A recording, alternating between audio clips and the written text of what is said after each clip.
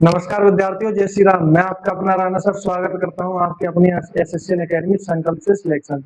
और हम profit and loss की क्लास करा रहे थे। हमने 3 क्लास कंप्लीट कर दी है।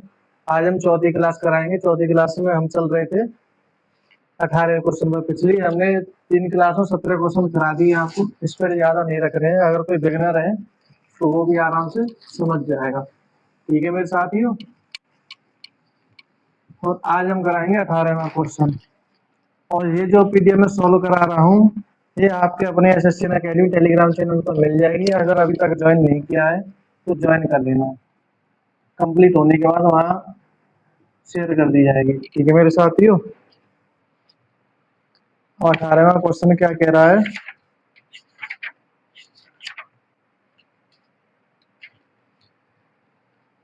सचिन ने 153 कुर्सियां बेची तथा उसे 85 कुर्सियों के विक्रय मूल्य के बराबर लाभ प्राप्त हुआ। उसका लाभ प्रतिशत ज्ञात कीजिए। यह एसएससी जीडी 2025 में आया हुआ क्वेश्चन है।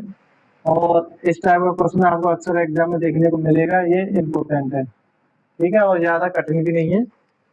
इसमें क्या कह रहा है? सचिन ने 153 कुर्सियां बेची और 85 कुर्सियों के विक्रय मूल्य के बराबर लाभ प्राप्त हुआ। हमें नहीं पता है कि सचिन ने वो कितने रुपए में कुर्सी खरीदी थी, ये हमें नहीं दिया हुआ है। और जब हम लाभ निकालते हैं तो लाभ निकालने के लिए आपको पता है कॉस्ट प्राइस की जरूरत होती है। अगर आपको क्रय मूल्य के बारे में नहीं पता होगा तो आप लाभ नहीं निकाल पाओगे। तो इसमें हम क्या करेंगे? हमने माना कि कुर्सी का मूल्य 1 रुपये मान लिया हमने। ठीक है, कितना रुपए मान लिया? 1 रुपये। ये क्या है? सचिन ने 153 कुर्सियां बेची। तो इस प्रकार जो क्वेश्चन हम करते हैं वो ऐसे करते हैं। 153 कुर्सियां बेची यानी सेलिंग प्राइस की बात हो रही है। तो 153 कुर्सियां बेची, 153 कुर्सियां बेची। तो एक कुर्सी का जो सेलिंग प्राइस मानेंगे वो मानेंगे हम एक। एक कुर्सी का सेलिंग प्राइस कितना मानेंगे हम? एक। जब एक कुर्सी का, एक चेयर का सेलिंग प्राइस हमने माना एक, तो एक कुर्सी हमने 1 रुपए में बेची है। तो 153 कुर्सी हमने कितने रुपए में बेची होंगी? 153 रुपए में बेची होंगी कि नहीं बेची होंगी? तो 153 शेयर का सेलिंग प्राइस कितना हो जाएगा? 153 रुपए। ठीक है मेरे विद्यार्थियों। उसे 85 कुर्सियों के विक्रय मूल्य के बराबर लाभ प्राप्त हुआ है। 85 कुर्सियों के विक्रय मूल्य के बराबर, यानी कि 153 कुर्सियों का सेलिंग प्राइस 153 है और 85 कुर्सियों का सेलिंग प्राइस कितना होगा? 85 चेयर्स का सेलिंग प्राइस कितना होगा? 85 रुपए। ठीक है, या रुपए लिख लो या एसपी लिख लो, यहाँ पर कुछ भी लिख लो। ठीक है, वो आपकी मर्जी है। मैं एसपी लिख देता हूँ। ठीक है,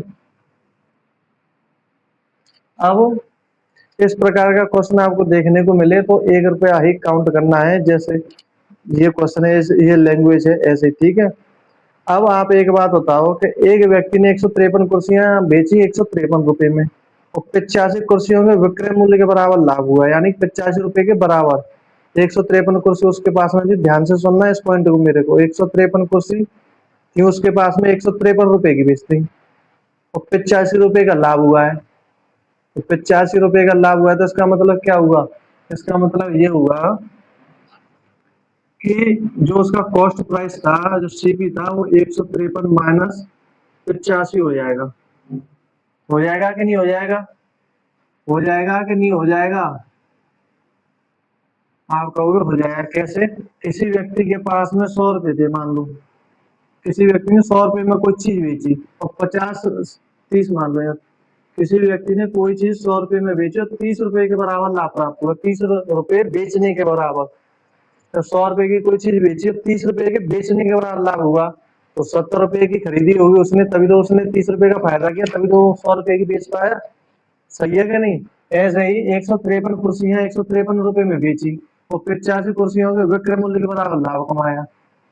तो कॉस्ट प्राइस कितना हो जाएगा? कॉस्ट प्राइस होगा 68 रुपए, यानी 68 रुपए। 13 से 5 8 और 14 से 8 गए तो 6, 68 रुपए। यानी कि उसने जो कुर्सी 68 रुपए में खरीदी थी और 153 रुपए में बेची, तो जाके उसे 85 रुपए का लाभ मिला था। ठीक है, अब आपसे क्या पूछा है? लाभ प्रतिशत पूछा है, प्रॉफिट परसेंट। तो प्रॉफिट परसेंट कैसे निकालेंगे मेरे साथी? लाभ कितना है आपका? 85 का। कितने रुपए पर हुआ है, कॉस्ट पर 68 रुपए पर। लाभ हमेशा कॉस्ट प्राइस पर कैलकुलेट किया जाता है इंटू 100। 17 चौके 68, 17 पंजे 85, 4 से 25 हुआ, 25 गुणा 5 125%। ये क्या हो गया आपका आंसर। ठीक है मेरे साथियों, इस प्रकार का क्वेश्चन अगर एग्जाम में देखने को मिले तो 1 रुपए से ही काउंट करना होता है, हमें 1 रुपया मानना होता है, 100 रुपए नहीं मानना है। 100 रुपए भी मान लोगे तो भी हो जाएगा, बात एक ही है। अगर 100 मान लोगे तो 15,300 हो जाएगा, या 8,500 हो जाएगा, 15,300 से 8,500 हो जाएंगे, या 6,800 हो जाएगा। 2 जीरो से 2 जीरो कटेंगी, बात वही आने वाली है बराबर की। तो हम बड़ी संख्या ना मान के छोटी संख्या मानते हो। इस प्रकार के क्वेश्चन में हमेशा 1 रुपए मानेंगे तो छोटी संख्या से कैलकुलेशन हमारी आसान हो जाती है। ठीक है, अब आते हैं हम 19वें क्वेश्चन पर। 19वां क्वेश्चन भी सेम इसी पैटर्न पर है। 19वें क्वेश्चन को भी देखेंगे और आपके अच्छे से समझ में आ जाएगा। और ये जो 19वां क्वेश्चन है वो आया है SSCT 2024। ये 2025 में आया था, वो आया है 2024 में। 19वां क्वेश्चन SSCT 2024 में आया हुआ क्वेश्चन है। इस प्रकार का क्वेश्चन है अक्सर एग्जाम में देखने को मिलता है, और जो मैं आपको करा रहा हूँ वो PYQ करा रहा हूँ, जो रिपीटेड होते हैं। एक व्यापारी को 44 मीटर कपड़ा बेचने पर 12 मीटर कपड़े के विक्रय मूल्य के बराबर हानि हुई। 44 मीटर कपड़ा बेचने पर, यानी 44 मीटर कपड़ा, 1 मीटर कपड़ा का मूल्य मान लिए सेलिंग प्राइस हम थे, वही सेम पैटर्न। 1 मीटर कपड़े का सेलिंग प्राइस आपने कितना माना, 1 रुपए। तो 44 मीटर, जब 1 मीटर कपड़े का सेलिंग प्राइस, यानी 1 मीटर कपड़े का सेलिंग प्राइस 1 रुपए है, तो 44 मीटर कपड़ा वो कितने रुपए में बेचेगा। 44 मीटर कपड़ा 44 रुपए में बेचेगा कि नहीं बेचेगा।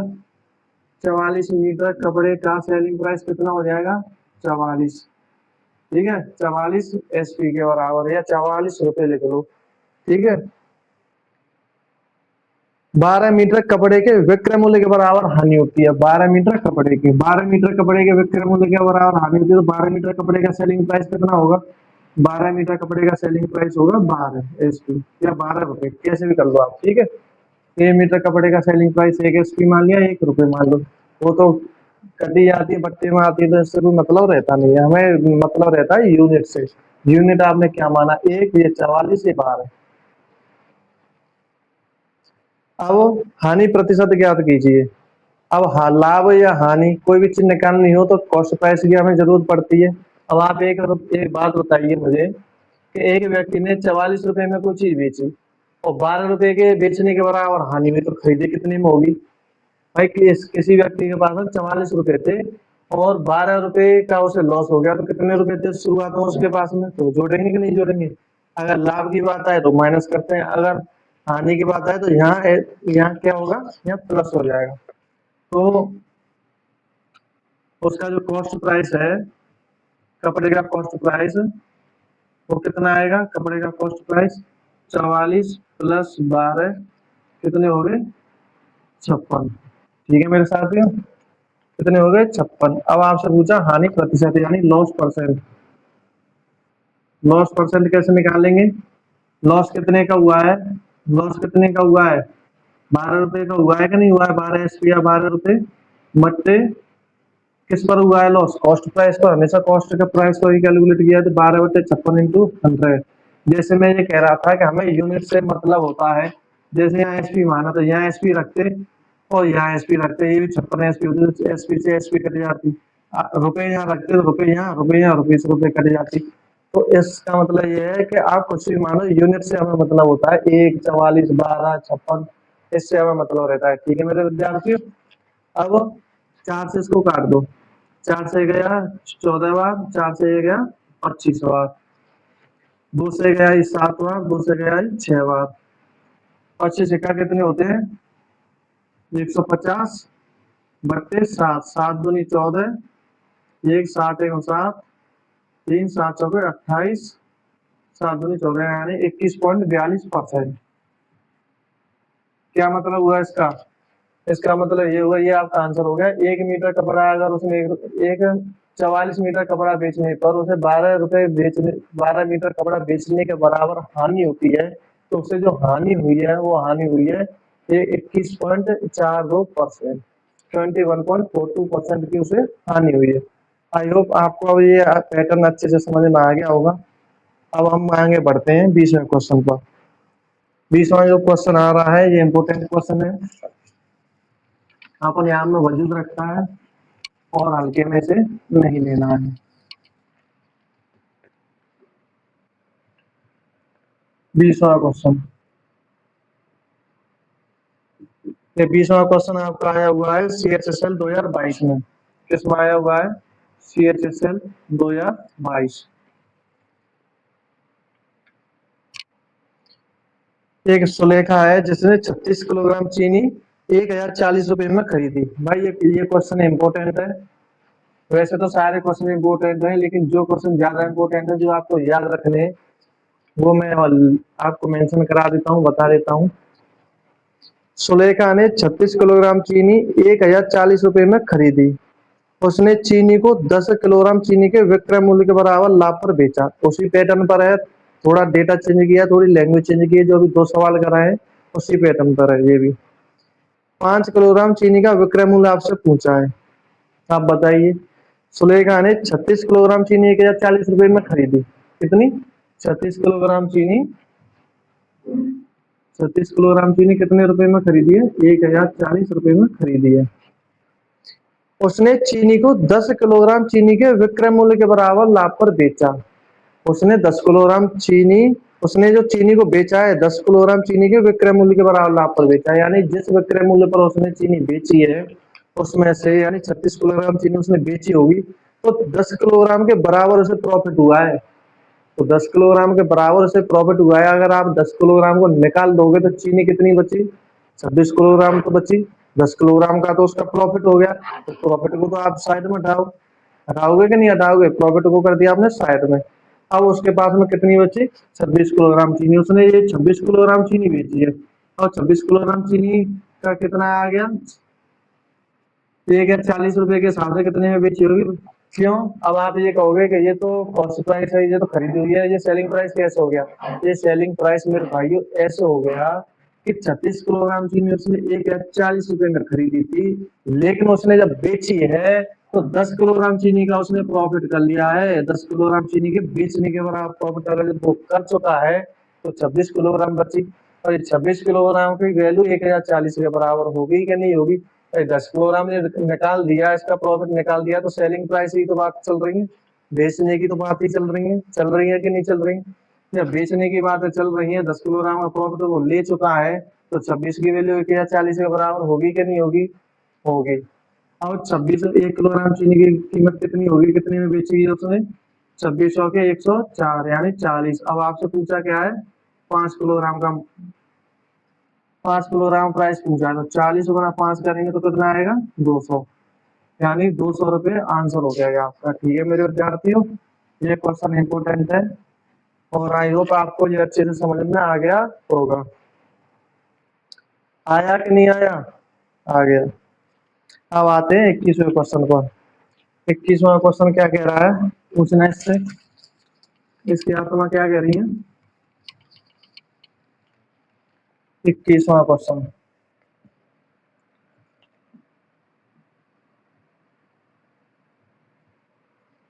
21वां क्वेश्चन जो आपका आया हुआ है CPO 2023 में आया हुआ है भाई। ये किसमें आया हुआ है?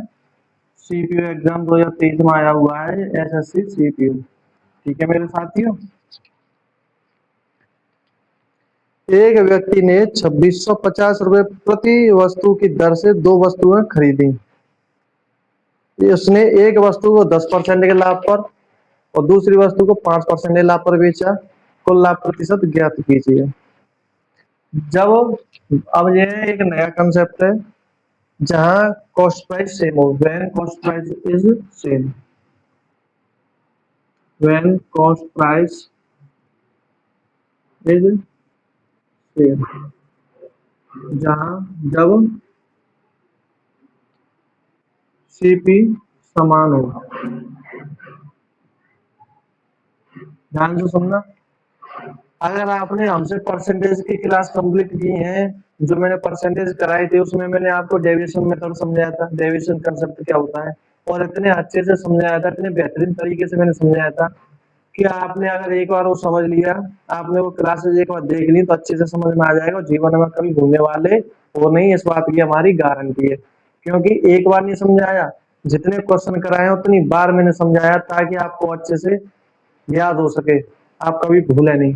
तो ये उसी पर आधारित है। यहाँ डेविएशन मेथड लगता है, लेकिन यहाँ काम कैसे करता है ये मैं आपको बताऊंगा। जैसे कॉस्ट प्राइस सेम की बात कर रहे हैं, जब कोई कॉस्ट प्राइस एक की यहाँ 100 है और यहाँ भी 100 है, मानो कॉस्ट प्राइस जब हम काटेंगे तो एक एक हो जाएगा। यहाँ लाभ हुआ माने कि चलो 7% और यहाँ लाभ हुआ 5%। तो डेविएशन मेथड के ओवरऑल लाभ आपसे पूछा जाए तो डेविएशन मेथड क्या होता है ओवरऑल लाभ में कि 7 गुना 1 प्लस 5 गुना 1/2 होता है कि नहीं होता है। 7 और 5 12/2 बराबर 6। ये होता है डेविएशन मेथड। अब आप कहोगे यहाँ अच्छे से समझाओ, भाई मैंने परसेंटेज बहुत अच्छे से समझाया है। अब बार बार चीजों का हम चल रहे हैं प्रॉफिट एंड लॉस पर। परसेंटेज क्यों पहले कराई, इसलिए कराई कि सारे कंसेप्ट आपको अच्छे से पता चल सकेगा और आप जब आगे के चैप्टर कंप्लीट करें पढ़े तो आप अटके नहीं कहेंगे। ठीक है मेरे विद्यार्थियों, तो डेविएशन मेथड ये होता है। तो ये करते हैं कि नहीं करते हैं। अब ऐसे ही है, जब कॉस्ट प्राइस सेम की बात की जा रही है तो अब यहाँ मैं आपको थोड़ा सा बताऊंगा। सवाल पढ़ते हैं और सवाल पढ़ते समय जब कॉस्ट प्राइस समान हो उसका मैं कंसेप्ट आपको लिखूंगा, पहले सवाल पढ़ के बताता हूँ आपको कैसे समझना है।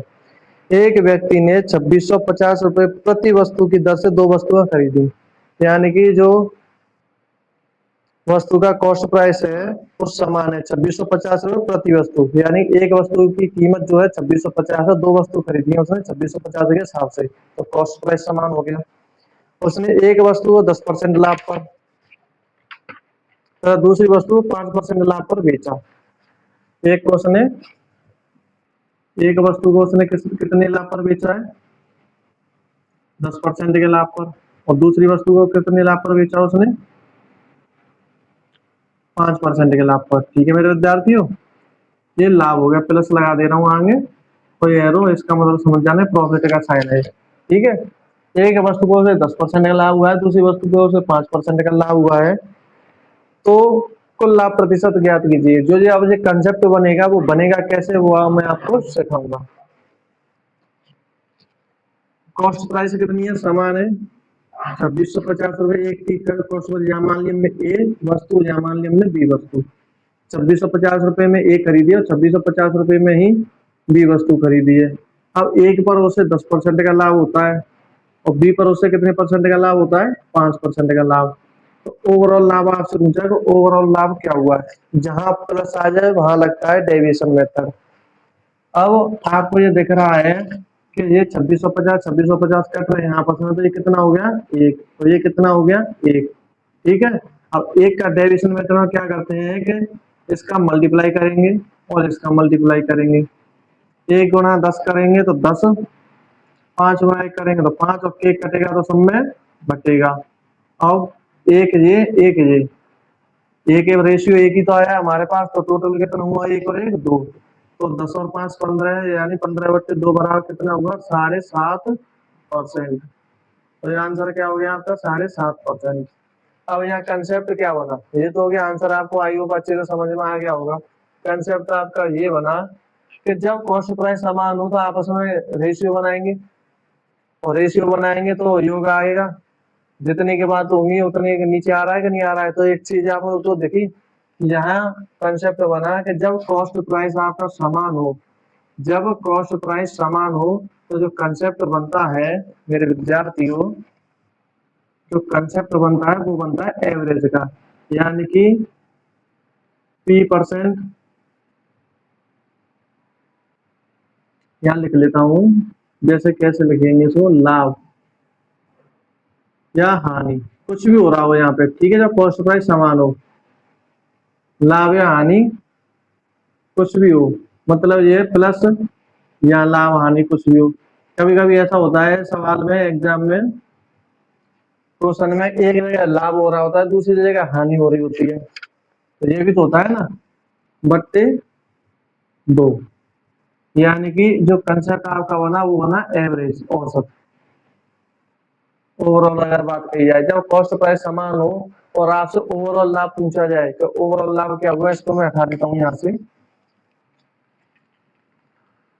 ये आपको थोड़ा कंफ्यूज कर देगा, ये मैं अच्छे से लिख देता हूँ। ओवरऑल प्रॉफिट और लॉस की बात करी जाए, ओवरऑल प्रॉफिट या लॉस की बात करी जाए, लॉस परसेंट की बात करी जाए, तो क्या निकालेंगे आप वहां पे, एवरेज। क्या निकालेंगे आप वहां पे, एवरेज। ये बनेगा आपका कंसेप्ट। आई होप ये भी अच्छे से समझ में आ गया होगा। जब इस प्रकार का क्वेश्चन आपको देखने को मिले तो ज्यादा सोचना नहीं है, सीधा एवरेज निकाल देना है। जैसे यहाँ 10% और 5% का लाभ हुआ है तो हमें इतनी सारी कैलकुलेशन ना करके, इतना सारा ना लिख के हम डायरेक्ट कर देते, एक बार 10% का लाभ है, दूसरे 5% का लाभ है, तो एवरेज होगा 7.5%। तो ओवरऑल जो लाभ होगा वो 7.5% होगा। क्यों? क्योंकि कॉस्ट प्राइस सेम है। ठीक है मेरे विद्यार्थियों, अब आते हैं 22वें क्वेश्चन। 22वां क्वेश्चन भी सीपीओ 2024 के एग्जाम में आया हुआ है। आई होप अच्छे से समझ में आ गया होगा। इस कंसेप्ट को नोट कर लेना और समझा भी दिया है कंसेप्ट बना कहाँ से है। मैं आपको सिर्फ ये नहीं कर, ये रटे रटाए कंसेप्ट नहीं सिखाऊंगा, मैं आपको ये भी बताऊंगा कि कंसेप्ट बन कहाँ से रहे, ताकि आपको अच्छे से आपके डाउट है वो क्लियर हो सके, भविष्य में कोई डाउट ही ना रह जाए। ये 22वां जो क्वेश्चन है आपका मेरे विद्यार्थियों, 22वां क्वेश्चन ये आया हुआ है एसएससी सीपीओ 2024 के एग्जाम में। ठीक है, क्या कह रहा है, दो वस्तुओं का क्रय मूल्य समान है, कॉस्ट प्राइस समान है, एक वस्तु को 12% लाभ पर तथा दूसरी वस्तु को पहली वस्तु से 36 रुपए अधिक में बेचता है। यदि कुल लाभ प्रतिशत 15 सही 27/51% है तो प्रत्येक वस्तु का क्रय मूल्य ज्ञात कीजिए। ये है मोस्ट मोस्ट मोस्ट इम्पोर्टेंट।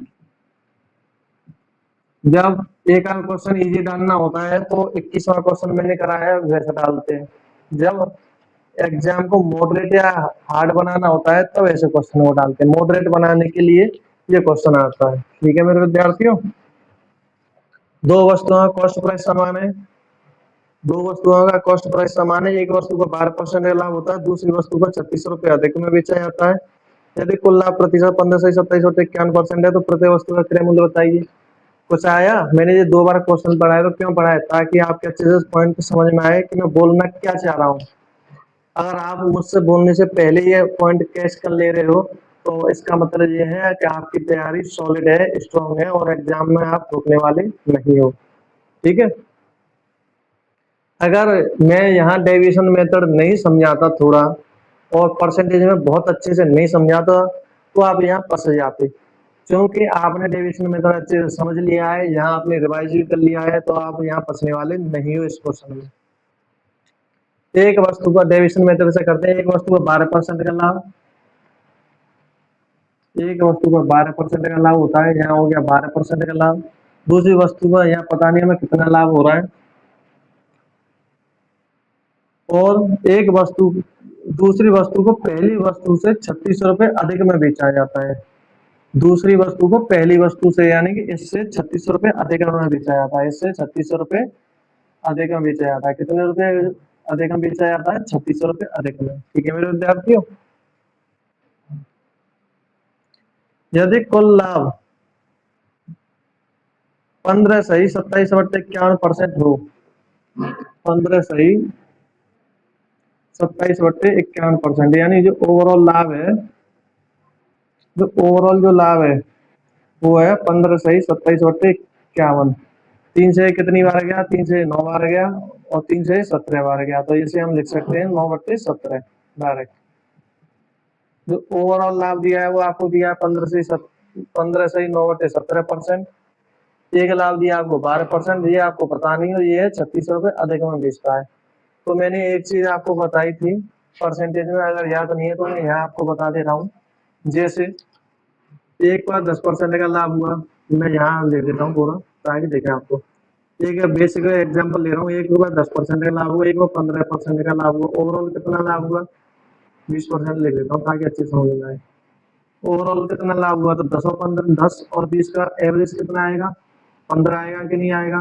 तो यहाँ जो अंतर है, कितने का अंतर? -5 का, और यहाँ अंतर कितना? +5।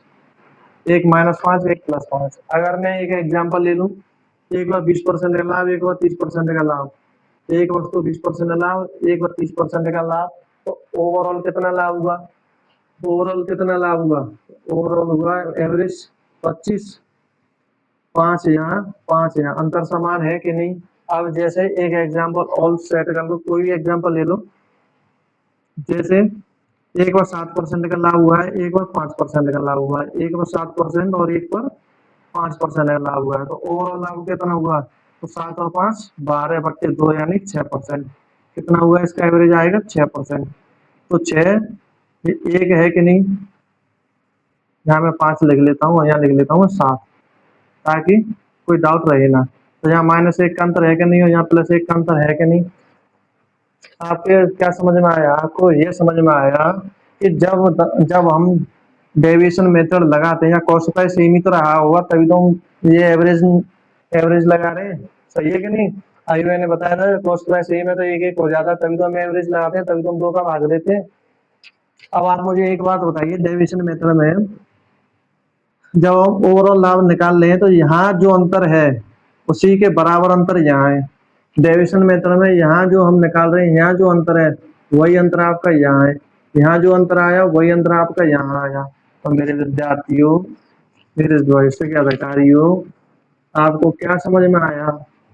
आपको ये समझ में आया कि नहीं आया? जब वहां अंतर समान है तो यहाँ अंतर समान होगा कि नहीं होगा? जब यहाँ अंतर समान होगा तो यहाँ अंतर समान होगा कि नहीं होगा? होगा कि नहीं होगा? तो ये 12 और 15 के बीच में अंतर कितना होगा? 12 और 15 के बीच में अंतर 3, तो 3 से 9/17। ये माइनस के 3 से 9/17। जब माइनस के 3 से 9/17 यहाँ आया, नेगेटिव का मतलब क्या होता है? लॉस होता है ये एक तरह से, ठीक है। यहाँ माइनस आया तो यहाँ के क्या आएगा? यहाँ आएगा प्लस 3 से 9/17 आएगा कि नहीं आएगा? अब ये क्या कह रहा है? इतना समझ में आया? आई होप अच्छे से समझ में आया होगा। मैंने बहुत अच्छे से एक्सप्लेन किया ये अंतर क्यों आ रहा है, ये मैंने आपको 3-4 बेसिक उदाहरण देकर समझा दिया कि ये अंतर क्यों समान रहता है। अब बात किसकी की जा रही है? अब बात की जा रही है वस्तु पर। यहाँ अब एक बात बताइए, यहाँ हमें पता नहीं वो संख्या क्या है, वो कितना यहाँ लाभ है, ये आपसे पूछा, ये हमें पता नहीं। अब एक बात बताइए, पहली वस्तु दूसरी वस्तु पहली वस्तु से 3600 रुपये अधिक में बेची जा रही है, तो यहाँ और यहाँ के बीच का जो अंतर है वो कितना है? 3600 है कि नहीं? यहाँ और यहाँ दोनों वस्तुओं के बीच में अंतर कितना है? 3600। तो यहाँ और यहाँ अंतर समान होना चाहिए कि नहीं होना चाहिए? होना चाहिए कि नहीं होना चाहिए? तो यहाँ 3 से 9/17, 3 से 9/17 को जोड़ेंगे आप, जब एक सी संख्या होती है भाई, 3 और 3 6 कर लो, या 3 गुणा 2 बराबर 6 कर लो, 4 और 4 8 ऐसे लिख लो, या 4 गुणा 2 8 ऐसे लिख लो। बात एक ही है कि नहीं? है कि नहीं? अब ऐसे 3 से 9/17 तो 2 का मल्टीप्लाई कर तो वही आ जाएगा इसमें, ठीक है। तो 2 का मल्टीप्लाई किया तो कितना आया? 3 दूनी 6 और ये 18/17, ठीक है। और इसकी वैल्यू कितनी हुई? ये किसके बराबर है? 3600 के बराबर। अब 6 सही 18/17 है, 17 का भाग इसमें देंगे, जैसे 18/17 है तो 17 का 17 1/17 बची कि नहीं बची? जब 1 यहाँ रहेगी और 6 यहाँ ऑलरेडी पहले से है, तो यहाँ कितनी हो जाएगी? 7 हो जाएगी, नहीं हो जाएगी? तो ये कितनी होगी? 7 सही 1/17। अब 17 7 119, 119 और 1 120, 120/17, ठीक है। तो यहाँ वैल्यू कितनी आई? 120/17। अब 120 से कितनी बार गया? 12 30 बार, और 17 थी 51, एक की वैल्यू कितनी आई? 510। एक की वैल्यू कितनी आई? 510। तो प्रत्येक वस्तु का क्रय मूल्य आपसे पूछा है, प्रत्येक वस्तु का क्रय मूल्य। कॉस्ट प्राइस अपने आप में 100% होता है। जब आपको एक की वैल्यू पता है तो कॉस्ट प्राइस आप पता लगा पाएंगे? नहीं लगा पाएंगे। 100 का मल्टीप्लाई कर देंगे, तो यहाँ 100 का मल्टीप्लाई करेंगे तो ये 100 और ये किसके बराबर हो जाएगा? 51,000, और ये हो जाएगा आपका आंसर। ठीक है मेरे विद्यार्थियों, आई होप ये आपको अच्छे से समझ में आ गया होगा। अगर नहीं आया है समझ में अच्छे से तो एक बार वीडियो को पीछे बैक करके देख लेना, ताकि आप अच्छे से समझ जाएं। और इस क्लास को हम यहीं रखेंगे। अगले जो क्वेश्चन हैं 23 से हम कराएंगे अगली क्लास में। वीडियो को हम ज्यादा लॉन्ग नहीं रखेंगे। ठीक है मेरे विद्यार्थियों, कम समझेंगे लेकिन अच्छा समझेंगे, वो ज्यादा बेटर है कि लगातार स्पीड कराते चले जाओ और कुछ पल्ले ही ना पड़े। उससे तो अच्छा ये है कि कम कम पढ़ो लेकिन अच्छे से पढ़ो।